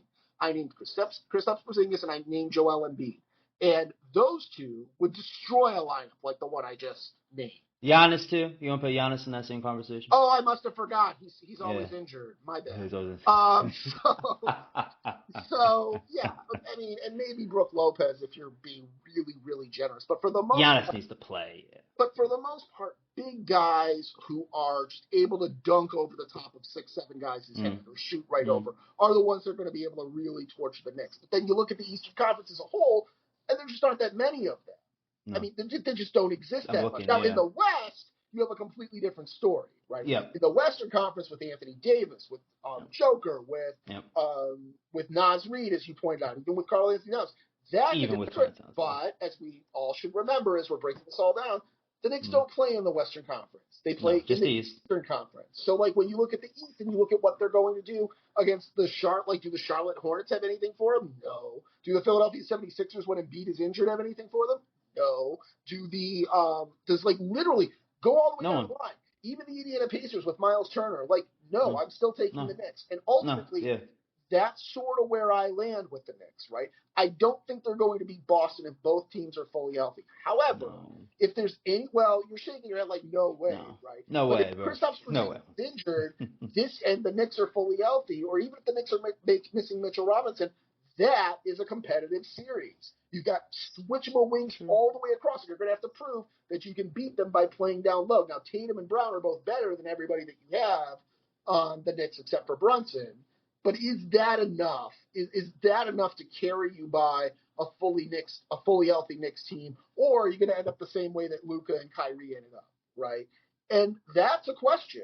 So, again, full health, I think that it's Boston way above the Knicks. But even the tiniest little slip-up, I see the Knicks as just as good as what Boston can do. Like at least from the wing position and from the guard position, I'm square with the Knicks. I think the Knicks are really, really good. And in terms of teams I fear, it's two teams, and I just gave them to you, Oklahoma City and the New York Knicks. And one plays in the East and one plays in the West. That's it. Because all the rest of the teams we're going to talk about are either losers or I just don't take them seriously. One or the other. Okay. There's a couple. Let's see. But to your New York Knicks point, I think it's more about the East for me, why I have them real winners, honestly. Besides Boston, there's really no one that they can't beat, honestly. So that's why I really have them as real winners in the East. To your point, I think it's really, it's just to your point about the bigs, at least, it really is just Embiid, honestly, in the Eastern Conference, honestly. I would put Giannis there, just for conversation's sake, at least, but I do get the point, at least, that he's never healthy, at least, and that's not really his game, being back to the basket like that. He's more of a being healthy guy isn't really his game. Yeah, but Embiid too. Embiid is the same thing too as well, so they're kind of in the same boat at least, But for the way the Knicks play throughout the East, at least, I can't say Mikal Bridges being added to your team when you're placing him in Boban, who came in second half and barely played, at least, It's a huge improvement, and his top skill is really beneficial to a Tom Tibbs. To a Tom Tibbs coach team and all too as well. So, but I put the Knicks there as a winner. These next two teams, we'll see how JB feels and all. I can keep going and all, but I feel like these two teams are at the borderline of playoff contenders and can be championship contenders depending how things play out with their young players, at least. So for our Western Conference team, I got the Kings as a big winner, getting DeMar DeRozan and all. I feel like Harrison Barnes was a big thing in the way. Vince Size, a big buddy of mine on the Twitter Spaces and all, was a big fan of Harrison Barnes being gone for DeMar DeRozan. I'm with them, honestly. I know, but I gotta say why.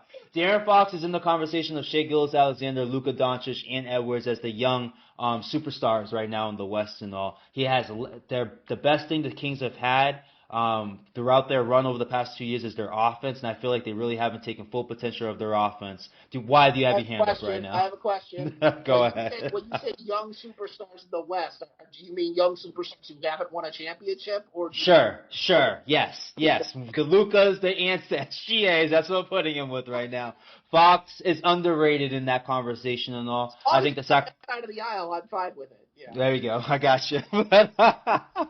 Sacramento, their best attribute has been their offense over the past 2 years when Mike Brown's been over there. I feel like Harrison Barnes has been at least what's the word for it? A deficiency for them, honestly, offensively. You're bringing in DeMar DeRozan, who's the king of the mid-range, who's been known to hit some big shots and big moments and all too as well. Some playoff success, I guess, most in the regular season and all, but I think it will transfer and all with his veteran status as a 10-year-plus vet, multiple-time All-Star. Now he doesn't have to be the best player on the team. De'Aaron Fox is by far the best player on his team, at least and all. He was able to transition himself with Sabonis to get themselves as the top 4 seed, honestly. I think we saw last year how it ran its course a little bit, even with Sabonis having a double-double streak up 50-plus games and all too as well. It didn't help with their offense. I think he's just a part of their offense. I think DeMar DeRozan can be a bigger part of their offense. You got Malik Monk, who was a 6th Man of the Year candidate, could have done some things in the play-in. I'm not going to say they would have made the playoffs if he was playing, but they did really miss him, at least towards the end of the season, while they're seeding at 6, I think it was, maybe as high as 5, ended up going down to 8, if not 9, and all too as well. I thought that was a big loss. So the fact that you're bringing him back, you're bringing DeMar DeRozan, who we all know offensively, borderline Hall of Famer offensively and all, you're adding him to a player in De'Aaron Fox, who I can argue between the SGAs and Edwards, at least, I won't do that with Luka, but between those two and him, he's the best playmaker out of Shai Gilgeous-Alexander and Edwards, honestly. You're finally giving him a full capable offense, too, as well, the first time, at least in this 3-year stretch with Mike Brown and all. I really like the move with them. I'm not putting them as a top 3 team right now in the West, but I really would put them there as the second-tier team, 4 to 6. And if Keegan Murray can really step up, honestly, turn into a a borderline all-star player like Andrew Wiggins did for the Warriors in 22. I really like the Kings moving forward. I think they have enough defensively. Let's talk a little bit about the Kings. All right, real quick. I think Ellis showed out last year too as well. I think his name is Keon Ellis. It's not like some chick Tracy Ellis thing. I can look it up and all. So let me see. Let me see. I have to look it up. Something else. There we go. Keon Tyrese Ellis. That's what I knew it was something of the witch, but it ended up being both, honestly. But he really stepped up second half when Malik Monk got hurt and all. That gives them an option of moving Davion Mitchell, who I think is in his last year of his contract. I think he's still on his rookie contract too as well. Could be an option to move to as well to add some depth more at the 4 position since you lost Harrison Barnes and you only have Trey Lyles there. I'm curious on how the Kings move on from there. But I really like their prospects right now with the DeMar DeRozan pickup, and if they're able to stay healthy, I think they can get back to the top 4 status they were 2 years ago. But since I have them as a winner, let's see how JB feels about their prospects going forward this season, at least. It's a very interesting thing, the Sacramento Kings and what they're doing. They're going to hate me for saying this. All the Sacramento fans are going to hate me for saying this, especially since they're Democrats. But it feels really strongly like they're doing the Make Basketball Great Again movement in Sacramento. And what do I mean by that? Right? Yeah, what do you mean by that? I was going to ask that. Yeah. Right. So when I think of De'Aaron Fox, I think of this electric. I mean, everything you said about him is absolutely right. Electric score, electric layup, maybe the fastest, one of the 2 to 3 fastest players in the NBA, depending on how you feel about Ja Morant, right? Yep. Super duper speed. But what I remember most, to be totally fair, about De'Aaron Fox is the layups, and the speed of the blow by, right? And what I imagine, I've seen Malik Monk hit 3-pointers. It's not that he can't. It's not the same as like with Terrence Shepard, where I need to see it. No, I've seen Malik Monk hit 3-pointers. But what I remember about Malik Monk is jukes and fakes and getting people out of their shoes and getting to the rim. And he's seasoned now. He's seasoned now. Come on now. He's seasoned now. Sure. I'm not really shitting on anybody here. I get it. But what I definitely know about DeMar DeRozan is that he's the best at long-range twos by a wide margin. Yeah, like king of the mid-range. He does long-range twos like he does. And what I know about Domantas Sabonis is that, yeah, he can uncork a 3, but he plays center. So, like, hopefully you want him down in the post trying to get, more layups. And so where am I going with all of this? Outside of Keegan Murray, and yes, I forgot about Harrison Barnes on purpose. So when you're busy, like, well, why did you mention Harrison Barnes? I did it on purpose. He's on the team anymore, though, so they don't have to worry about that anymore. So I forgot about some other players of the Sacramento Kings on purpose. That was not an oversight. I chose to ignore them, right? Outside of Keegan Murray, right? And we're putting him off to the side so that I can get to my big point. There you go. The Sacramento Kings are built to score 2 points, not 3. Every player except for Keegan Murray, he's the one exception. What, Fox doesn't fit that? Fox doesn't fit that for you? You know good and well the majority of highlights that come to your head when you think of De'Aaron Fox are not him shooting threes.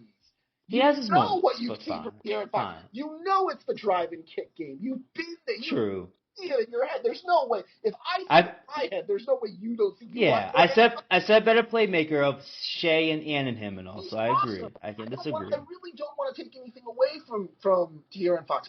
You're hearing me out loud say that he's awesome. You're hearing me say with my voice that I think that he's amazing. But you're also hearing me say that the Sacramento Kings are built to score 2 points and not 3. And what kind of NBA do you live in? Like, what have you been watching the last, 4 years, 3 years? He's laughing off screen. You can't see him, but he's laughing off screen. What have you seen over the last, 3 years, 4 years? You've seen the NBA go, over and over to 3 points. We're going to design our offense to get as many threes as we possibly can. So, so the question becomes, is Keegan Murray going to be the outlet shooter? Is Malik Monk going to be the person standing at the 3-point line to drain those threes? And are we going to just see a drive and kick game that's pretty similar to what the Jays do, right? Where it's Jason Tatum or Jaylen Brown, they drive and then they kick out to a wide open Sam Hauser or a wide open Al Horford. Like, is it going to turn into that, or alternatively, is it going to be we're going to shoot twos and we're just going to barrage you with twos? You're shaking your head. But again, go back to the exercise that we just did and imagine every highlight that you've ever seen from every Kings player, and I guarantee you that those highlights are them scoring 2 points. It's not scoring 3. The whole team is awesome at shooting 2 points. But like, are they going to be able to drain enough threes? Are they going to raise that 3-point percentage from, what was it, 21st in the league? I might be off base on that number, but I know that it wasn't a high 3-point. Yeah, it wasn't a high number. I'll give you that. I'll give you that. Well, you're not going to just give me that. That's just a fact of life. I mean, that's fine. We're ranked. Like, is that 3-point percentage going to come up? And if that 3-point percentage comes up, then I'm with you. Are they a second-tier contender? Are they in the mold of a Philadelphia or I mean, I don't know who else you're going to put in the second tier of groups. I see that if that 3-point percentage comes up, because the driving kick game all of a sudden evolves. If that doesn't come up, right, there's another side of this. There's another world where that 3-point percentage doesn't come up. And if that doesn't come up, and if it just becomes twos, I don't know how you can put them any higher than wherever you have Dallas, right? That West is stacked. Now, they're better than the Phoenix Suns, as all teams will be. But, like, it's still, for me at least, it comes up just it comes up as, this is the big question that I have. Are you going to be able to raise your 3-point percentage by getting DeMar DeRozan and by hoping that Malik Monk and Keegan Murray take that extra step forward? That's sort of where I'm at with the Kings. But I see the vision. The problem is, when I see the vision in my head, it scores 2 points instead of 3. That's where I land on the Sacramento Kings.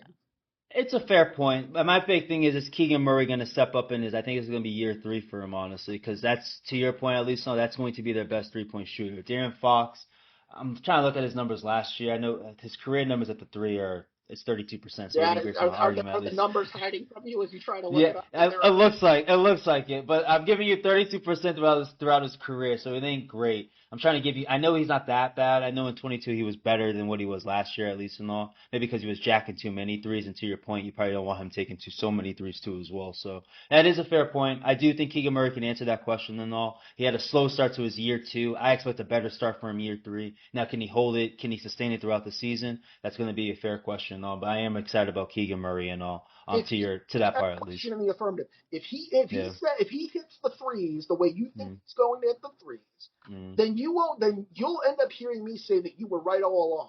Like, if he does that, then that whole offense opens up.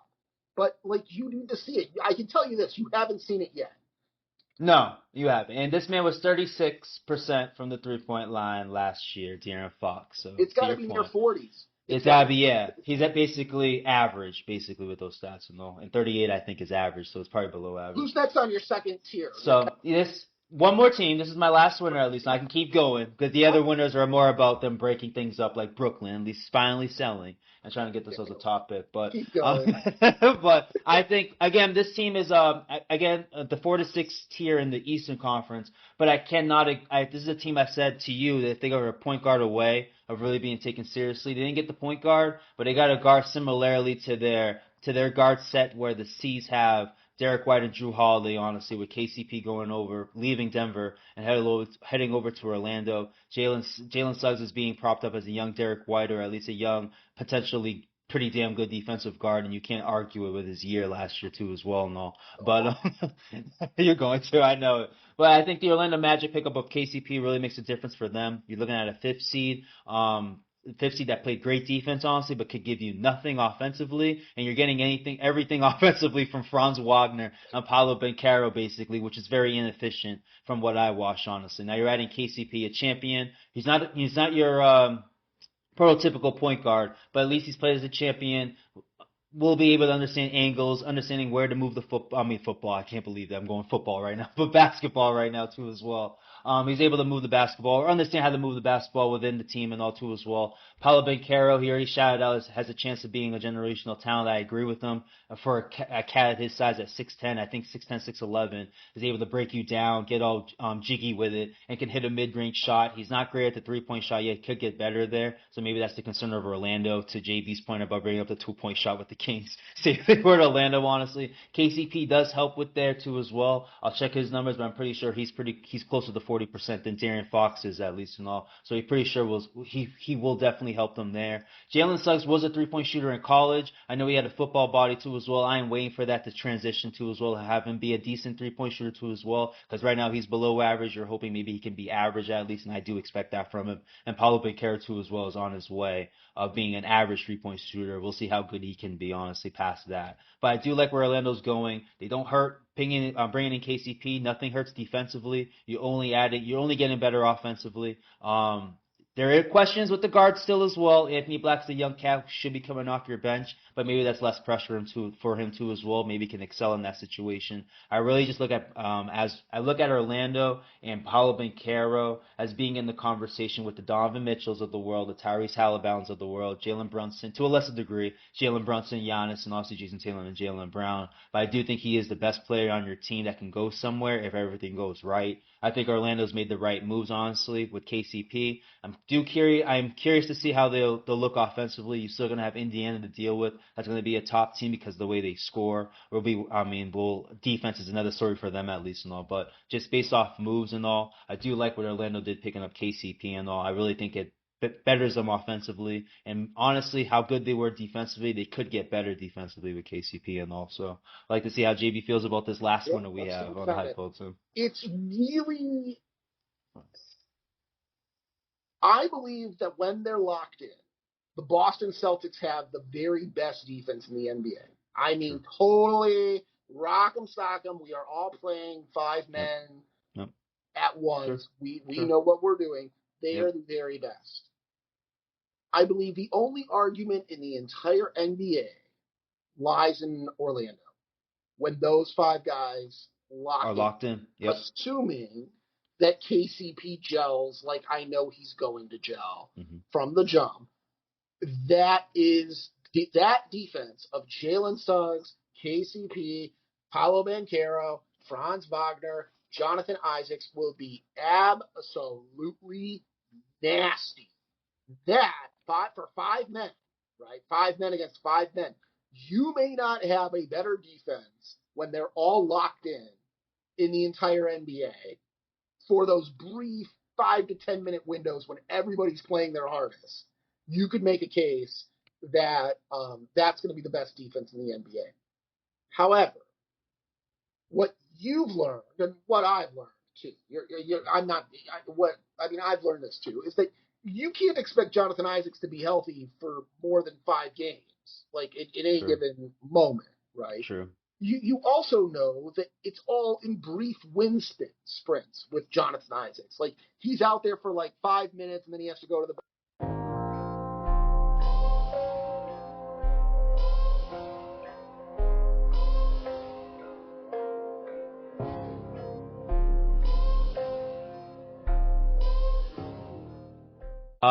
technical difficulties basically and all. So yeah, finish up your Orlando point and all. Then we can get to the losers.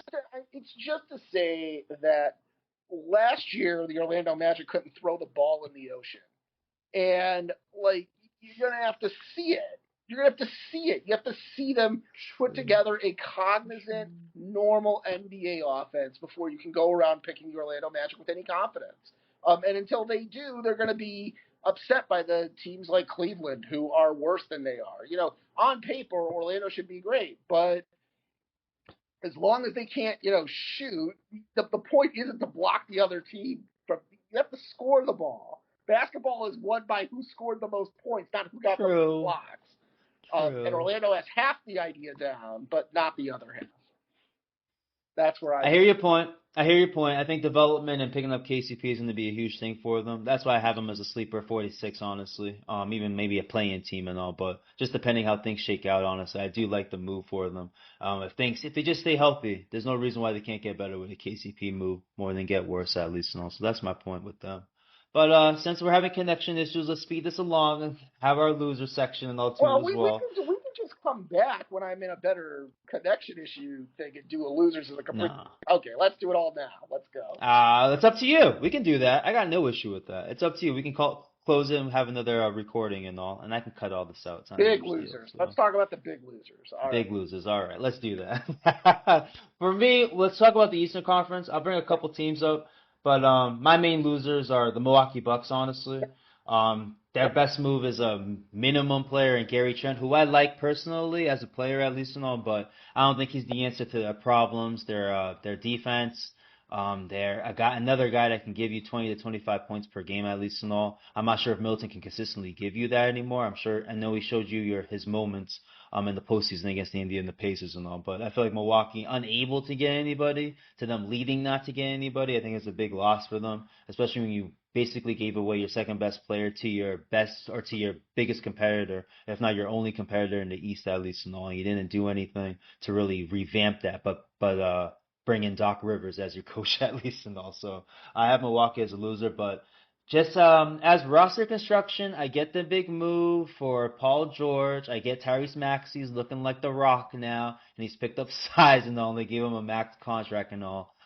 Even though those big moves and they make some noise for the Philadelphia 76ers in the East and even in the whole NBA and all going into this next season, I don't like the roster construction of this team. I had a joke with JB when they picked up Eric Gordon that this looks like the Phoenix Suns of the Eastern Conference right now. They went ahead and picked up Caleb Martin, I'm seeing. They re-upped Kelly Oubre. They finally let up Tobias Harris go, so I understand that trash finally leaving Philadelphia at least and all. But I'm not the biggest fan of their roster construction. Daryl Morey has never been a GM where I've been impressed with his roster construction. I've been impressed with how he sucks up to his star players until James Harden did what he did last season and all. But there's nothing about Philly. I get the noise that they're getting with obviously, and then Embiid has to stay healthy too as well. It's another question for them. Even though I'm quantifying this analysis based off health, it's still hard to think that Embiid is going to be, even if he is healthy, he's not dealing with some type of ailment that's going to hinder him throughout the postseason, as you saw with his right knee and basically playing on one leg throughout the first round against the Knicks and all. But I have the Sixers as losers. I don't have them as a top four team in the East this year. I do have them as a playoff team. 5 and 6, maybe even 4. I'll give you that, but I can't take them seriously in the top 3, especially if Giannis is healthy. If either of those two are healthy, Giannis and Embiid, I trust Giannis more than Embiid, especially throughout the season as well and all. So that's why I have Philadelphia as losers. It's more of a trust factor with me with Darren Morey and his roster construction. I don't think Aaron Gordon and Caleb Martin are going to be high contributors compared to how Kyle Lowry was a contributor. I'm not sure where he went. Heard he got picked up somewhere. If not, he's still a free agent. Let me just double check on that. So we did go back to the Philadelphia 76ers, so I'll give them that pickup at least for sure and all. But that's only a plus that I have for them as their other role players. And he's their 6th, 7th, maybe 8th guy, honestly, on their rotation and all. So that's kind of my biggest losers right now in the Eastern Conference is Philadelphia and Milwaukee. And let's see, I'd like to see what JB feels about that and see if he has any other teams in that That are conversation. losers. They are losers now. We're doing losers, yeah. The Nuggets are losers. They were Eastern Conference. I was trying to keep it. Yeah, we'll go Western well, after. the Milwaukee Yeah. Bucks are the number 1 losers. I mean, no question about that. They're the worst team. But for all the reasons that you said, I mean, I don't even know what their biggest transaction was. Hopefully, Damian Lillard has finished up his divorce proceedings. That would be great if he could focus on basketball, but who knows? The let's see here. The Chicago Bulls are losers. I mean, trading DeMar DeRozan and not getting the pick back, but the one asset, that's Caruso as well. You train Caruso just for Giddy straight up. You didn't get any type of assets for that. And he's a depreciated asset as well, in my opinion. It's a weird team. The Bulls are a weird team. I was all prepared to joke all day about the Philadelphia 76ers, and then they signed Reggie Jackson, and I was just like, oh, that's another great move. What a great Yeah, I'll give you that too. Kyle Lowry and now Reggie Jackson, I'll give you that. At least champions, at least and all. And you can Ugh. trust them in certain situations, even throughout the season and all. But I I don't know. so I'm still ready to bag on both of them. They're never going to Go touch ahead. the ball. Why would they ever touch the ball? You have That's Tyrese the problem. Maxey, and Paul George. That's one wing, right? But then the moment you drop down to Kelly Oubre, it gets kind of ridiculous. Same thing with Joel Embiid, where it's like the moment you drop down to Andre Drummond, it gets a little ridiculous. They're not contenders. Losing Paul Reed is going to prove to be an absolute disaster for them. Like, losing Paul Reed was so unnecessary, and they should never have done it. They should have done whatever they could to keep Paul Reed. I guess the Cavs have to be in the winner column because Donovan Mitchell stayed. Is that what we're going with here? Everyone stayed. They gave what's his name there, Evan Mobley, a new extension too as well, a I, max extension, I believe. So I named three teams, didn't I? I named the Philadelphia 76. But see, I don't think they're losers. I just don't think that I don't think they're very good. yeah, exactly. It's more losers of their expectations, or people are having them in their expectations at least and all. I don't think they have the roster to fill up those expectations. Playoff team still, top 4 seed maybe, but a top 3 seed being taken seriously to win a championship and all. I think maybe there's a team I have to wait and show me in the playoffs to maybe change my mind and all. For me, their best case scenario is a number 4 seed. That's yeah. sort of where I'm at, right? I think the Lakers are better than they are. I think the Knicks are better than they are. I think the Celtics are better than they are. So what you're really doing is you're fighting with the Cleveland Cavaliers and you're fighting with Pacers. I put the Pacers. Oh, you put them in the top 3. Okay, respect. Bucks, then you put them there too. Then I'm assuming. Well, then I guess you're arguing with the Bucks if Giannis is healthy. But like between the Bucks and the Orlando Magic and the Cavaliers and the Pacers, that to me is just like a whole different group, like a whole group of players. We didn't mention this on the winners, but I like the Miami Heat for getting rid of Caleb Martin. Good job. Saving yourself $30 million too as well. Real shit and all. But okay, no, I like that about the thing about that's what I want to say about the Sixers. I just feel like they're going to be trusting Embiid to, do his MVP thing and all. And Tyrese Maxey, to your point where you were relaying to Chris, host of Who Spaces and all, that Tyrese, he's the one. If they revolve that team around Tyrese Maxey, I'll completely change my stance on the Philadelphia 76ers. I just anticipate they're going to, the first play of the season is going to go through Embiid. The first 5 plays of the season go through Embiid. I just feel like that's the wrong move. Give it to Tyrese. Be up the court. Have him be trailing on the play a couple times. Maybe even have him at the 3-point line because he likes to be there, and I'll have Tyrese Maxey have the paint to dribble and drive, do his thing, or even dribble, drive, pass, and find Paul George in the corner. I feel like if they set that up to be their start of their offense, at least the true engine of their offense, I think they have a great thing going. But I feel like they're going to rely on Embiid. Embiid gets hurt or misses some games at least and all, and then it fucks their mojo the way it fucked with their mojo last year. They were on a great run to start the year last year, and Embiid got hurt. Maxey didn't know where to really instill himself and all. I feel like they gave him a head start in training camp in the first part of the season to really give him the offense at least and all, because has to be a really, knock on wood, catastrophic thing for him to miss some games and all. It could be a tweak or two to Embiid, and he's missing 10 games and all throughout the season and all. I think it'd be better, and then Paul George too as well. You can't trust him throughout the regular season. They put all their trust in Maxey, and they're showing that with the money at least and all. If they do that with their concepts and all their schemes and all, Nick Nurse at least and all steps up and does that for Maxey, I'll change my perception of them at least and all, because now you have at least the team is being led by an SGA caliber player, an Ant caliber player, a Fox caliber player, even a Jalen Brunson caliber player, more than Embiid at least and all, who again you're relying on him to get hurt at least and all. Same thing with the Bucks. If they let less of Giannis and more of Damian Lillard, just let Damian Lillard feel himself, let him get his mojo and all. I would like the Bucks a little bit more than relying on a player who, again, has not been staying healthy throughout the past couple seasons, and we all know his main skill is to play hard or, play with max effort at least and all. Similarly to Russell Westbrook and all. If you don't have that from him, there's not much from him. I think you really need to open up the playbook with Damian Lillard, and similarly to obviously Maxey with the Sixers and all. So that's where my real losing factor is with them. It's more, organizational shit. It's more Daryl Morey I don't trust, Nick Nurse I don't trust more than the players because I can't argue the talent does measure up with the Celtics and the Knicks at least. No, it does. Tops. It does. With Embiid, George, and Maxey, I can't deny that at least. That's 3 All-Stars. Which one of them guards Jaylen Brown? None of them. Oh, I agree. You're gonna need your Kelly Oubres and your Eric Gordons to do that job, and that's where again the roster construction I don't trust by Daryl Morey doing that. At least what was it that I was talking about? Oh, or Reggie Jackson. Mike Conley was drawing Social Security at the same time as me. Eric Gordon is also on that list. Yeah, here we go. There we go. Well, that's what Daryl Morey is signing at least and all. So those are my ifs at least and all with Philadelphia. Right, I respect this squad at least. Losers. Let's go to the West. Yeah, let's move this on. Yeah. Western Conference losers. Obviously, Denver Nuggets are losers in the Western Conference. You lose another massively. You lose another championship piece. You guys looked bad against Minnesota in the second round. Now KCP, you can argue, carried you in the first round. Not carried you, but really was a part of why you beat the Lakers the way you beat the Lakers in the first round.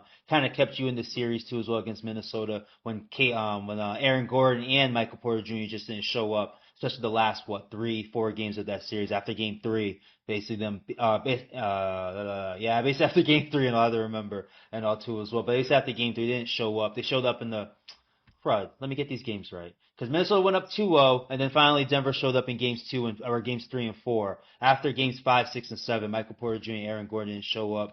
KCP, even dealing with an ankle injury, I think he was dealing with, was able to show up and at least show up for Denver, at least and all. Even before Minnesota kind of destroying them in game 7 and all. But them losing that piece and all, a big cog to their championship in 23. Not having him there. Christian Braun is your KCP replacement, while Russell Westbrook is your Bruce Brown replacement. I know JB has plenty for that. I do like the Russell Westbrook pickup for if you're using it for Bruce Brown, but who knows right now? I know you're rolling your eyes, but who knows? Can you get that team in a position where Russell Westbrook is replacing Bruce Brown? Essentially, I don't know. It looks like Russell Westbrook could be replacing KCP, and we all know he doesn't shoot 40% from the 3-point line. That's why I'm hoping he's the Bruce Brown replacement. Gives you everything but the 3-point shooting at least and all, the rebounding, the starting your offense off transition at least and all. He gives you other options at least and all. Russell Westbrook can give you that. He can't give you the KCP stuff.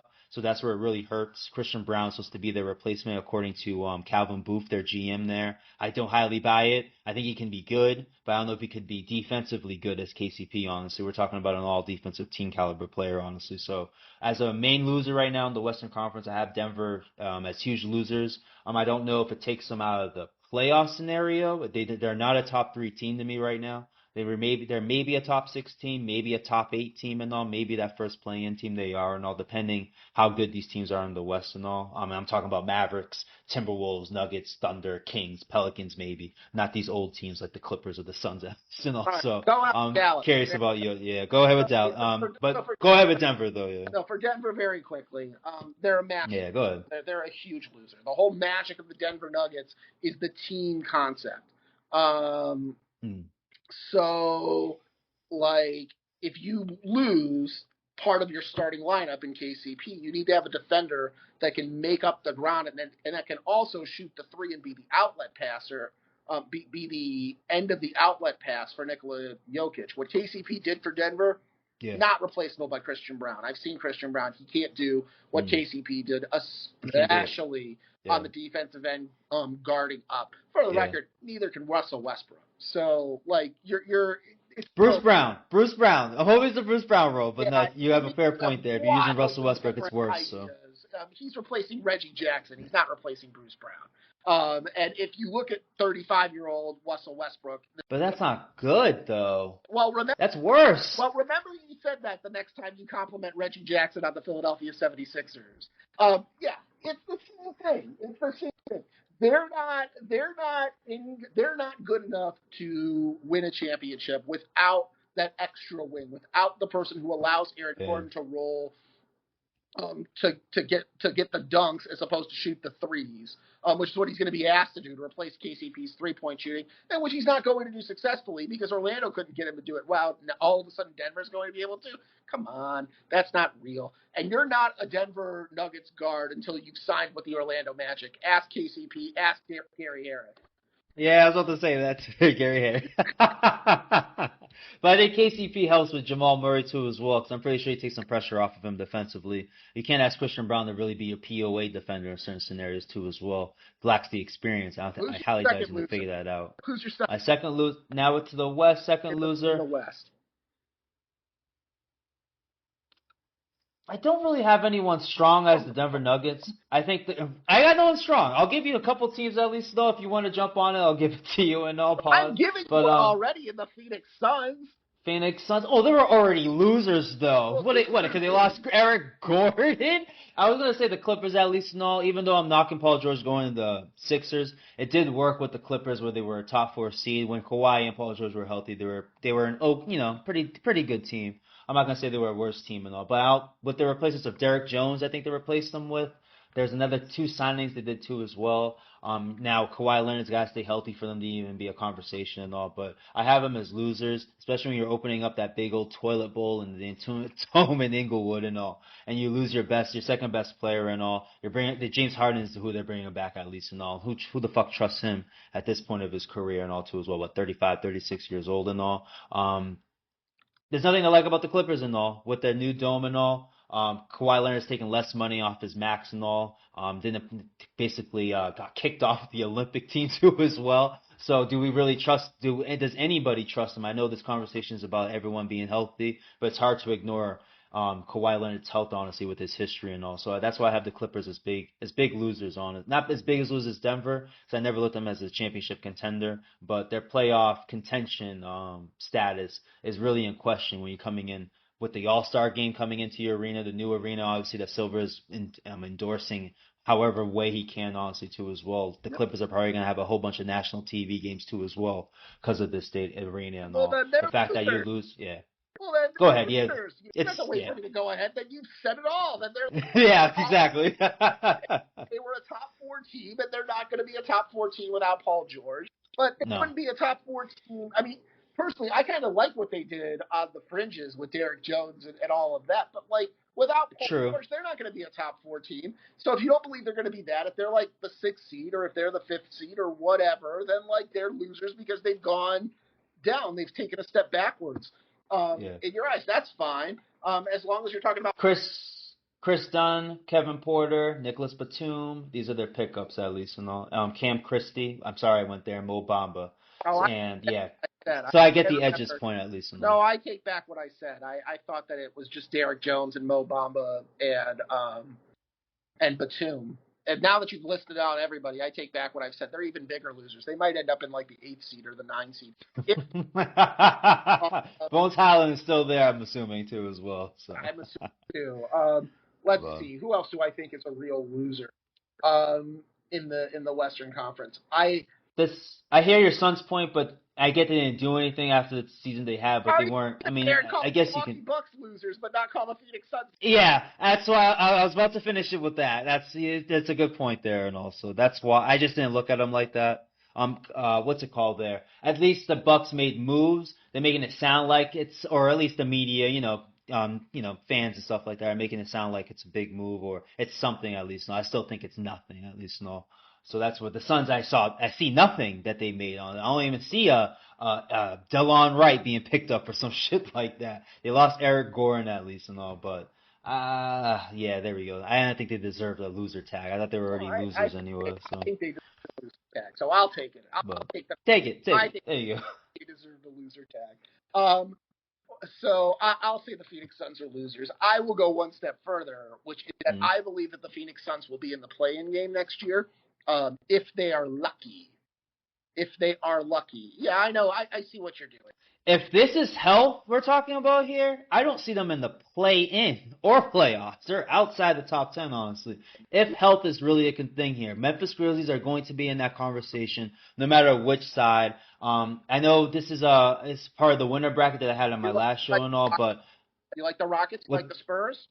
No, the Rockets are okay. I don't think they're going to fall off too much, but I like the Spurs more with the Harrison Barnes. Even though we diss Harrison Barnes, but I think he'll do a lot more with the Spurs. And obviously Chris Paul there. I love it. We diss him on one team, but then they're going to do some shit on some other team. It's a funny thing. But Victor Wembanyama, to your point earlier about being the new face of the league, he can turn anything into gold. Honestly, look what he did with the Spurs. Honestly, on 25 minutes a game, and look, you can argue they could have been a whole lot better if he wasn't playing those 25 minutes a game. To your point that you brought up earlier when we spoke earlier this season and also, but I just think the West is highly competitive if everyone stays healthy. The Suns are not in the playoffs to me. The Warriors are kind of teetering too as well, and the Lakers are teetering in the playing scenario. They're just lucky to have LeBron James and Anthony Davis at least. I predict the Golden. That's my thing with the Suns. No, that's fine. I'm gonna end the thing by saying that we disagree on the Warriors. I think the Warriors are better than they were last year. Okay. And I say better, I mean maybe better than the Clippers will be this year. They're just better because they won't lose Draymond Green for 20 games this year. I'm pretty sure he won't do the same shit again. No, but they're who knows, better honestly, because Klay Thompson isn't there standing around. That's why. That's why they're better. They're better because they've lost Klay Thompson. Because they replaced him with the I wasn't going to go there, but I think it's a wash. That's my thing with the Warriors, at least. We just disagree. I think we'll disagree. That's fine. I think the Warriors are going to be better than the Clippers. It wouldn't shock me at all if they were the number 7 seed. But so we named three losers. I named the Phoenix Suns, the Denver Nuggets, and the Los Angeles Clippers. So we co-signed on those. I named the Clippers. But what we didn't do is we didn't name a third winner from the Western Conference. You had named the Oklahoma City Thunder and the Minnesota Timberwolves, and then you sort of stopped. You said that was Kings. I gave you the Kings. Oh yeah, you did give me the Kings. Yeah, I did Kings. The Pels I don't know about. You know how much I like. That was where I was. Yeah, I know. I knew it. We didn't talk about them. I like them. They don't have a 5 right now. Daniel Tice is their backup, if not starter. They drafted Missy, who apparently is in the rotation conversation right now because they don't have lack of depth at the 5. It's not. I don't know. I can't like them right now. It's hard to like them at this point. I like the Murray pickup. They finally picked up a guard, but you kind of have a log jam and all. I think CJ needs to go too. So I feel like there's still a move or two away of being in that conversation and all. I don't. That move's name is Brandon Ingram. That's the move. They seem to like him. They seem to be talking about giving him 4 years and all. So that's my issue. I don't know. What's he? I don't know. He's not going to play point guard because DeJounte Murray is there and is better on defense and on offense. So what's he going to do? Is he going to be a shooting guard? Is he going to be a point forward? He's not going to play. I don't know. He's not going to play over Trey Murphy. He's not going to play over Herb Jones. He's not going to play over Zion Williamson. What's he going to do? Is he going to play center? Oh. No. That's my issue. I don't know what's going on. I don't know. No one knows. I'll tell you exactly what they should do. They should get the Lakers on the phone and get Austin Reeves and D'Angelo Russell and either Dalton Connect or another pick and move Brandon Ingram there. Let him be that star that he's so desperate to be. I thought the Kings were going to do it. I thought the Kings would have done it. No, they're set. They made their trade with DeMar DeRozan. I'm more interested in the Kings. Trade him to the fucking Clippers. Let's see how that goes. We'll see.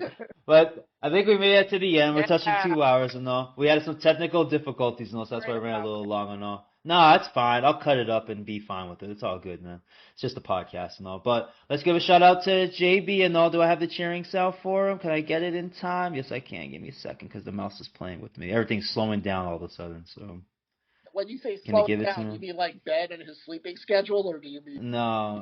I meant my computer and all, too, as well. That's what I meant by that. But they won't give me the cheering sound. I guess I have to get better at that in the future and all. But I do thank JB, Joshua B, to being on today. I'm talking Celtics and the winners and losers of the NBA, or our perspectives of the winners and losers of the NBA free agency and NBA draft and all.